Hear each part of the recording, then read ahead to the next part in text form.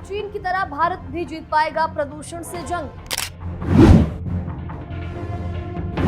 प्रदूषण के मामले में कभी दिल्ली से भी बदतर थे चीन के हालात।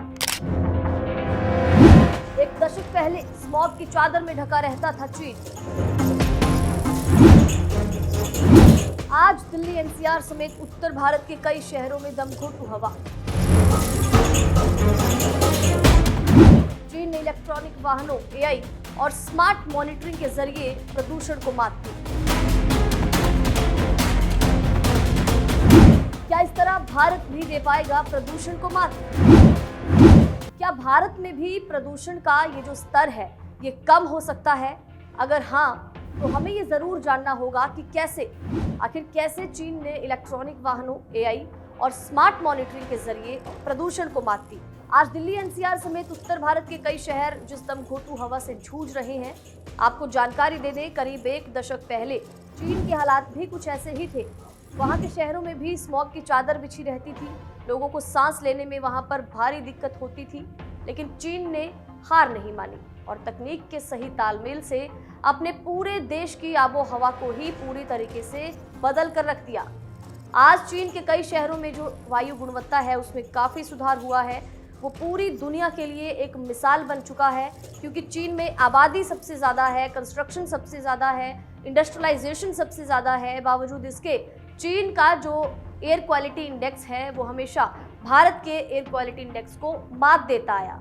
आइए जानते हैं कि चीन ने तकनीक की मदद से कैसे प्रदूषण को मात दी है और अपने शहरों की हवा को सुधारा, सांस लेने लायक बनाया। चीन में प्रदूषण की जो समस्या थी ये 1978 के दशक यानी कि 1978 के आर्थिक उदारीकरण के बाद शुरू हुई, जब वहां पर फैक्ट्रियों, बिजली घरों और गाड़ियों की तादाद अचानक से बढ़ने लगी। कोयले पर निर्भरता और खेतों में जलती पराली ने हवा को जहरीला बना दिया था। अब इस समस्या ने पूरी दुनिया का ध्यान अपनी ओर तब खींचा जब 2008 में बीजिंग ओलंपिक हुए थे।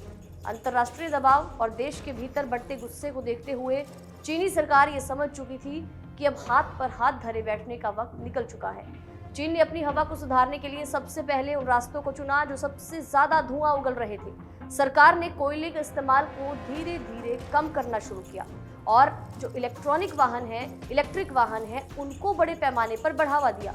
इसका सबसे बेहतरीन उदाहरण शेंजुन शहर है, जिसने अपनी हजारों बसों को, पूरे बेड़े को रातों रात इलेक्ट्रिक में बदल दिया था। इन फैसलों ने न केवल सड़कों से धुएं को कम किया, बल्कि शहरों में शोर और प्रदूषण के स्तर को भी काफी हद तक नीचे गिराया। चीन की इस लड़ाई में आधुनिक तकनीक सबसे बड़ा हथियार साबित हुई। पूरे देश में हजारों की संख्या में एयर क्वालिटी के मॉनिटरिंग स्टेशन लगाए गए, जो 24 घंटे हवा की शुद्धता पर नजर रखते हैं। प्रदूषण फैलाने वाले स्रोतों की सही पहचान के लिए सैटेलाइट और हाईटेक ड्रोन्स का सहारा लिया गया। इतना ही नहीं, चीन ने आर्टिफिशियल इंटेलिजेंस और बिग डेटा का इस्तेमाल करके एक ऐसा सिस्टम बनाया जो पहले से ही बता देता था कि मौसम की स्थिति के हिसाब से प्रदूषण कब और कहां बढ़ सकता है। इन तमाम साधनों से प्रशासन को संकट आने से पहले ही तैयारी का मौका मिल जाता है। सिर्फ तकनीक का इस्तेमाल ही काफ़ी नहीं था, इसलिए चीन ने इसे आम जनता और उद्योगों की जवाबदेही से भी जोड़ा।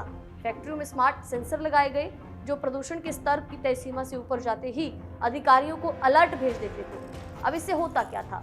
इससे जो भ्रष्टाचार की गुंजाइश थी वो बिल्कुल खत्म हो गई और नियम सिर्फ कागजों तक सीमित नहीं रहे। साथ ही आम लोगों के लिए मोबाइल ऐप बनाए गए ताकि वो अपने इलाके की हवा का हाल रियल टाइम में देख सके। इस पूरी पारदर्शिता ने सिस्टम को और भी ज्यादा मजबूत बना दिया। भारत और चीन की स्थिति में सबसे बड़ा अंतर रणनीति का है। भारत में प्रदूषण पर चर्चा और कड़े कदम अक्सर तभी उठाए जाते हैं जब हालात बिल्कुल बेकाबू हो जाएं। अब इसके उलट चीन ने एक दीर्घकालिक योजना पर काम किया जो साल के 365 दिन लागू रहती है।